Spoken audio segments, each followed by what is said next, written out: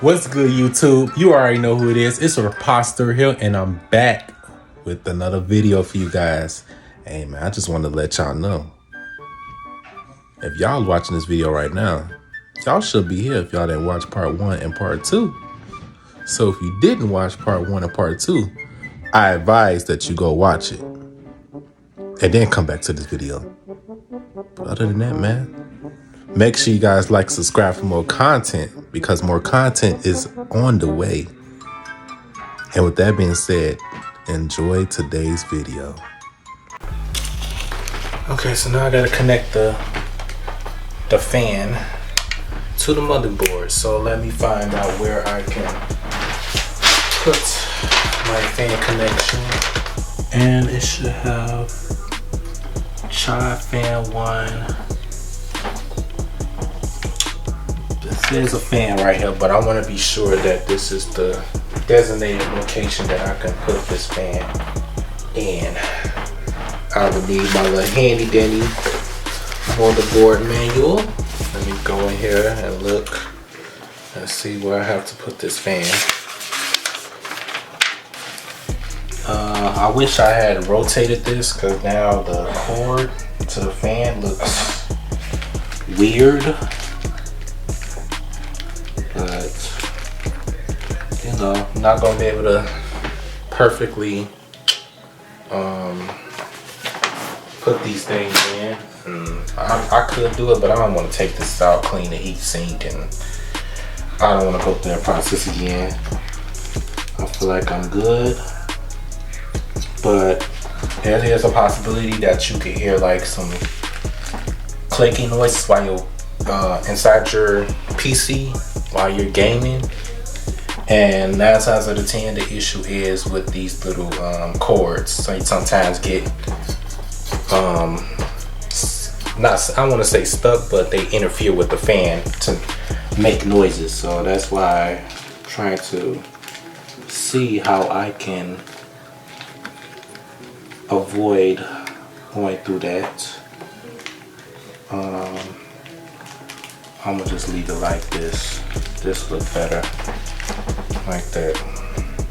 Hope I don't get no shortage, but I'm gonna keep my eye on that.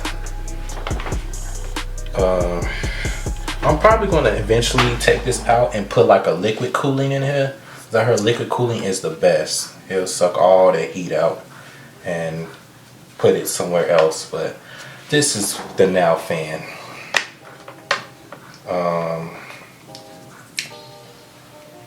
I think I'm pretty much done with the fan setup. Alright, so now what I'm going to do is I'm going to test this PC to make sure that when I cut it on, it's on, you know, make sure that the operating system pops up. That's one key thing that you would want to do before putting this motherboard onto your tower, because worst case scenario, you put the motherboard and stuff inside your tower and you cut it on and the computer's not on. You know, just those steps to make sure that, you know, you don't have to you have to unscrew it, all this other nonsense, because it might be harder to take this stuff out, you know, like my little RAMs. If I plan on installing more, I'm gonna have to take this fan out and insert some in here. That's the problems with custom made fans. So it's fine though. I'm going to be replacing this with liquid cooling soon. So yeah, you gotta make sure that all this stuff is on and it's working before you place the motherboard and install it into the tower. So I'm going to find my little power cords. I think you will find the power cords in the power supply. So this little heavy box here, power supply, that's where you'll find it. Okay, so I just grabbed my monitor and I went ahead and installed the power supply. This is my monitor, of course. This is the power supply. This is not how it's supposed to be. It's supposed to be in the tower, but I want to test it to make sure that it's on and working. So I'm gonna just hold it on me because the fan is on there. So first I'm going to cut my monitor on. Of course it's going to be on HDMI. It's already connected with these connectors here. So alright. Sorry my camera had died, but I have installed I had to install these little cords in here, basically. Not sure if I need to set anything else up because these are supposed to light up, but they're not lighting up. Okay, guys, after hours of trying to figure out what's going on, did a couple things and I got it on. So the RAM looks like it's working. The fan is moving, so the fan is working. I'm pretty sure the power supply working. It's giving me codes here. 9P, or does that say D6? I think it says 9P. Now, I have the tower set up. what I'm going to do now is set up the power supply first before I end up putting this motherboard in there, which I'm pretty much done with. I ran a test on there. Everything lit up. The DDR4 RAMs lit up. It looked like it was in there. The fan was working. The graphics card, I plugged that in there. It was working. CPU's on. The M.2 is on. So now I'm just going to try to set up this power supply. Alright, there's been a change of plans, so I feel like it'll be better to install the motherboards onto the thing first. So that's what I'm going to do. Let's see here. I have to figure out what exactly goes.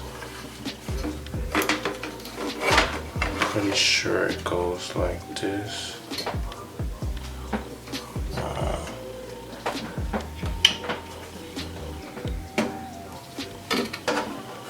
To be sure, though, the only way you'll know if you're putting it the right way is if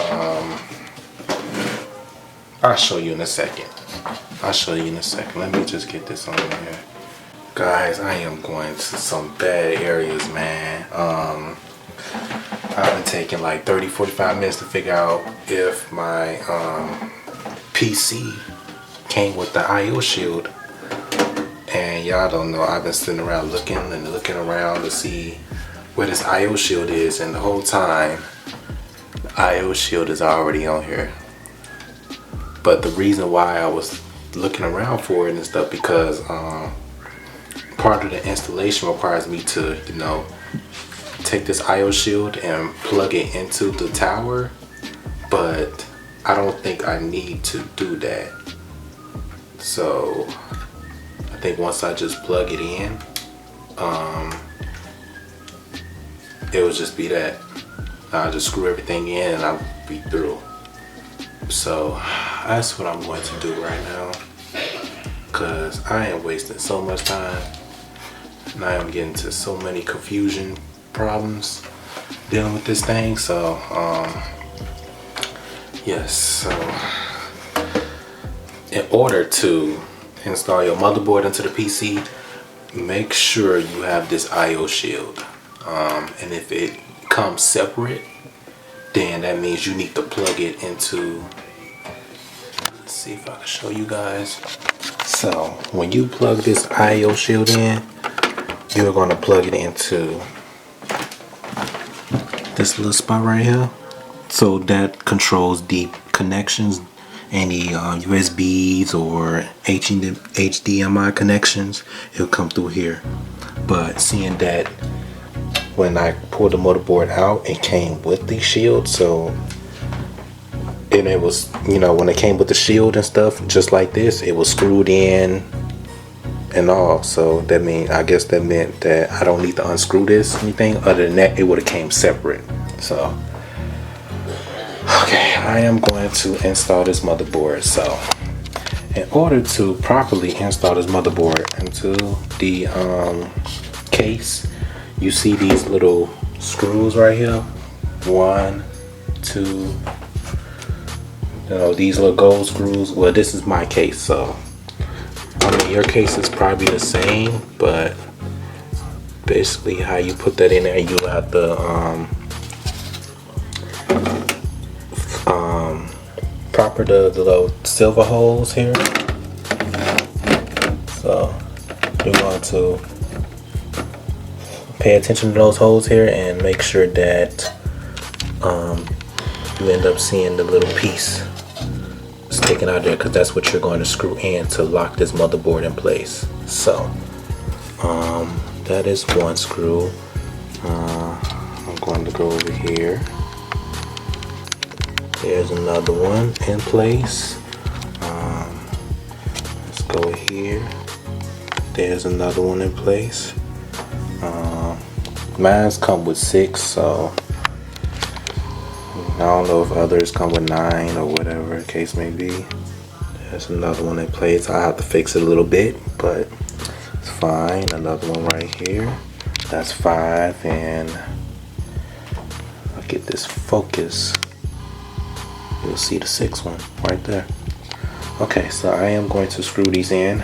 All right, the CPU.